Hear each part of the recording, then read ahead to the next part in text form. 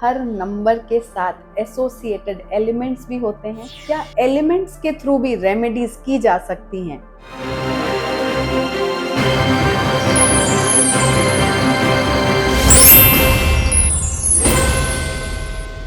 Welcome to numerology by Nitika. आज के इस टॉपिक में हम लोग अपने ग्रिड के हिसाब से कौन से नंबर्स मिसिंग हैं, कौन से एलिमेंट्स मिसिंग हैं, या हम किन एलिमेंट्स को एनहांस करना चाहते हैं, उनके हिसाब से रेमेडीज को सीखेंगे।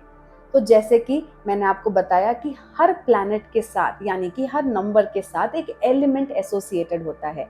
अब मैं समझ रही हूँ कि आप सब लोगों को एटलीस्ट इतना आता है कि अपना ग्रिड बनाना जानते हैं।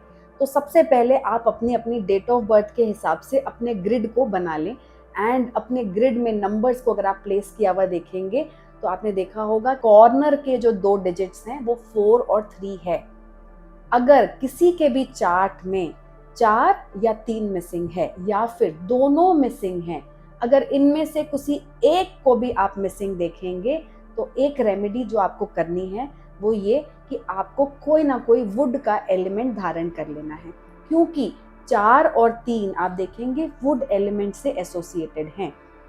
तो अगर किसी के भी चार्ट में या तो राहु वीक है या बृहस्पति वीक है तो उन लोगों को या तो तुलसी की माला या फिर कोई वुडन ब्रेसलेट, इस तरीके की कोई भी चीज, या फिर रुद्राक्ष को धारण कर लेना चाहिए। अब आएंगे नेक्स्ट एलिमेंट के ऊपर। आप देखते होंगे एक डायगोनल लाइन बनती है ग्रिड में जिसको हम लोग 2, 5, 8 की लाइन बोलते हैं। अगर किसी के चार्ट में 2, 5 या 8 इनमें से कुछ भी मिसिंग है, कोई एक एलिमेंट मिसिंग है या सारे एलिमेंट्स मिसिंग हैं या 2 है, एक मिसिंग है, इनमें से कुछ भी अगर है तो क्योंकि 2, 5 एंड 8 को हम लोग अर्थ एलिमेंट से एसोसिएट करते हैं, तो ऐसे लोगों को कुछ भी क्रिस्टल को धारण कर लेना चाहिए। इसमें एक बेसिक सबसे अच्छा बिना डेट ऑफ बर्थ को देखे आप जो धारण कर सकते हैं वो ये कि आप एक क्लियर क्वार्ट्ज को धारण कर लीजिए, जिसको हम लोग हिंदी में स्फटिक भी बोलते हैं। एक क्लियर क्वार्ट्ज का क्रिस्टल आप पहन लें।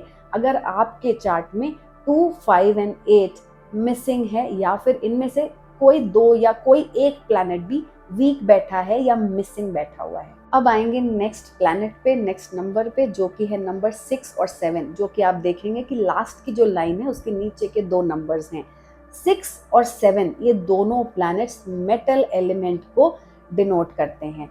अब अगर किसी के चार्ट में 6 और 7 दोनों नहीं हैं तो आप क्या कर सकते हैं, इस केस में आपको एक मेटल की घड़ी पहननी चाहिए जिसमें गोल्डन एंड सिल्वर ये दोनों एलिमेंट्स प्रेजेंट हो, दोनों कलर्स प्रेजेंट हो। इस घड़ी में कोशिश करें कि ब्लैक ना हो।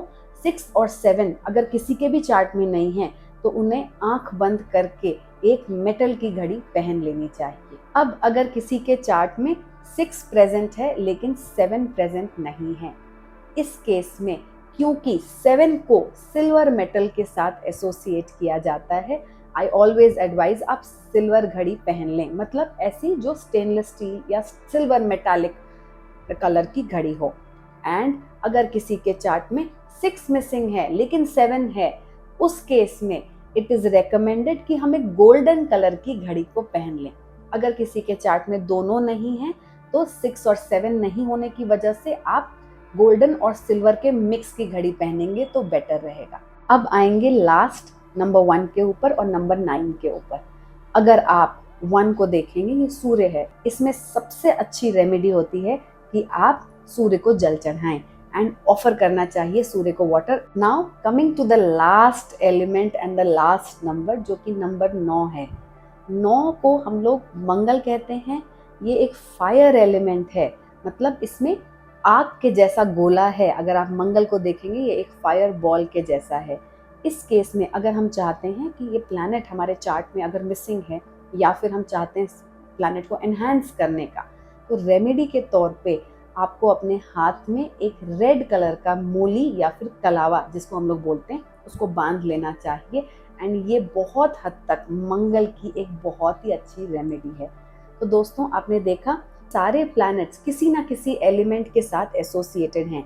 अगर हम लोग उन एलिमेंट्स की रेमेडीज करते हैं तो आप देखेंगे कि आप बहुत हद तक उन प्लैनेट्स को एनहांस कर लेते हैं अपने लाइफ में। तो अगर आपके चार्ट में इनमें से कोई भी प्लैनेट्स या कि कोई भी नंबर्स वीक हैं या नहीं हैं चार्ट में, तो उन रेमेडीज को करिए एंड आप देखेंगे कि बहुत अच्छे रिजल्ट्स देखने को मिलेंगे। तो दोस्तों, ये था नंबर्स और उनके एलिमेंट्स के बारे में। तो अगर आपको ये मेरा वीडियो अच्छा लगा तो कृपया करके मेरे चैनल को सब्सक्राइब करें एंड मेरे इस वीडियो को भी लाइक करें एंड ज़रूर इन रेमेडीज़ को फॉलो करें एंड कमेंट बॉक्स में मुझे लिख के बताएं कि आपको इन रेमेडीज़ को करके क्या फ़ायदा हुआ। Thank you and God bless.